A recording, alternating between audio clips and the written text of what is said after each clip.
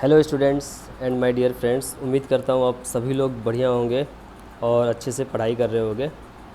तो देखिए, offline classes की वजह से मैं रेगुलर वीडियोस अपलोड नहीं कर पाता हूँ आप लोगों के लिए, ठीक है।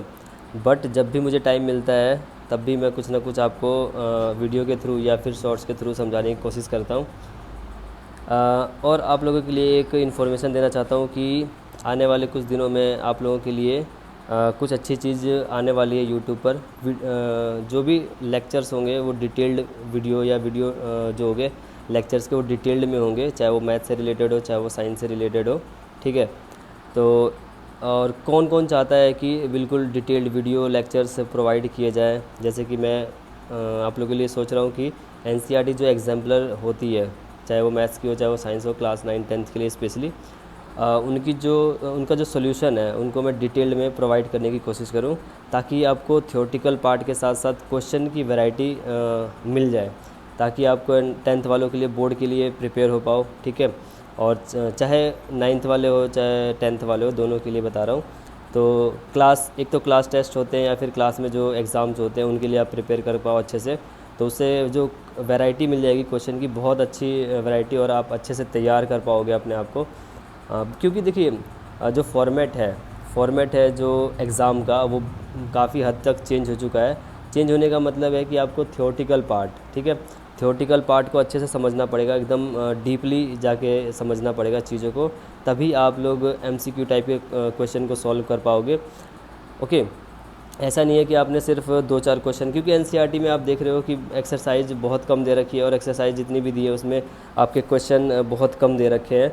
तो उस वजह से आप लोगों को प्रैक्टिस, क्योंकि मैथ्स के लिए आपको प्रैक्टिस चाहिए। अगर मैथ्स में अच्छे सवाल करने हैं, चाहे वो आप आर डी शर्मा को ले लीजिए या फिर आर एस अग्रवाल को ले लीजिए, जो भी आपको बुक अच्छी लगती है, और सवाल पब्लिकेशन की भी बुकें अच्छी है, उनके भी आप क्वेश्चन कर सकते हो, ठीक है।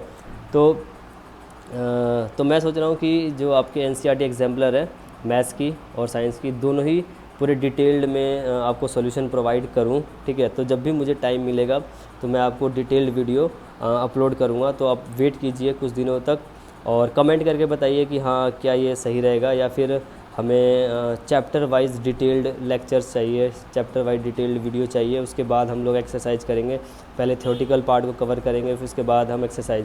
क्योंकि बहुत प्राइवेट स्कूल हो चाहे गवर्नमेंट स्कूल हो, वहाँ पर आपका क्या होता है कि बहुत सारे स्कूलों में क्या होता है, लगभग ज़्यादातर ऑलमोस्ट स्कूलों में क्या करते हैं, सीधा आप लोगों को एक्सरसाइज कराना स्टार्ट कर देते हैं, उसका बेस नहीं बताते, इंट्रोडक्शन नहीं देते हैं कि आप लोग क्या करने जा रहे हो, किस लेवल के क्वेश्चन को आप सॉल्व कर सकते हो। बट एक्सरसाइज में क्या है, लिमिटेड क्वेश्चन है, और लिमिटेड क्वेश्चन होने की वजह से आप लोग उसी क्वेश्चन को करके रह जाते हो, और आप लोगों को लगता है कि हाँ मुझे अब पूरा कंप्लीट समझ आ चुका है वो चैप्टर। तो ऐसा नहीं है। आपको कंप्लीट चैप्टर समझने के लिए और हर टाइप के क्वेश्चन को करने के लिए क्या करना पड़ेगा, आपको थ्योरेटिकल पार्ट को अच्छे से समझना पड़ेगा। तो बेस स्ट्रॉन्ग करिए, और उससे रिलेटेड आपको फिर क्वेश्चन, अगर आप चाहते हैं कि आपका बेस स्ट्रॉन्ग हो, तो आप एनसीईआरटी एग्जाम्पलर प्रेफर करिए। पहले अगर एनसीईआरटी बुक जो कंप्लीट हो चुकी है उसके बाद एनसीईआरटी एग्जाम्पलर को पकड़िए, या फिर ऐसा करिए कि जैसे एक चैप्टर कंप्लीट हो चुका है तो उसके बाद आप उस चैप्टर की एनसीईआरटी एग्जाम्पलर के पीडीएफ डाउनलोड करके उससे क्वेश्चन को ट्राई करिए सॉल्व करने के लिए। और नहीं हो रहा है तो देखिए क्यों नहीं हो रहा है, आपका क्या छूट गया है, क्या थ्योरी नहीं पढ़ पाए हो, क्योंकि बुक में थ्योरी तो लिखी होती है, बट बच्चे थ्योरेटिकल पार्ट पढ़ने से बचते हैं। ये सही भी बात है, क्योंकि बुक की एक्सप्लेनेशन लगभग 95% बच्चों को या 90% बच्चों को समझ नहीं आती है। तो उसके लिए टीचर रिस्पॉन्सिबल होते हैं कि टीचर आपको अच्छे से एक्सप्लेन कर पा रहा है या नहीं कर पा रहा है, स्कूल में किस तरीके से पढ़ा रहे हैं बच्चे या नहीं, मतलब स्कूल में किस तरीके से टीचर पढ़ा रहे हैं, आप लोगों को सीधा एक्सरसाइज पे पहुंच जा रहे हैं, एक्सरसाइज कराना स्टार्ट कर दे रहे हैं, तो वो 10-5 क्वेश्चन करने से आपका चैप्टर कंप्लीट नहीं होता है। आप लोगों इस बात को ध्यान से आपने दिमाग में उतार लीजिए, ठीक है। तो उम्मीद करता हूँ आप लोगों को ये जो मेरी बात है वो थोड़ी बहुत समझ आई हो, या पूरी समझ आई हो, ठीक है। तो कमेंट करके बताइए कि एनसीईआरटी एग्जाम्पलर के सॉल्यूशन डिटेल वीडियो चाहिए या नहीं चाहिए, तभी मैं आप लोगों के लिए प्रिपेयर करूँगा, क्योंकि उसमें बहुत काफ़ी टाइम लगता है, कंज्यूम होता है, क्योंकि मेरी ऑफलाइन क्लासेस भी होती है 5-6 घंटे, तो उसके बाद टाइम निकालना बहुत मुश्किल हो जाता है, इसलिए रेगुलर वीडियोज़ मैं यूट्यूब पे अपलोड नहीं कर पाता हूँ, ठीक है।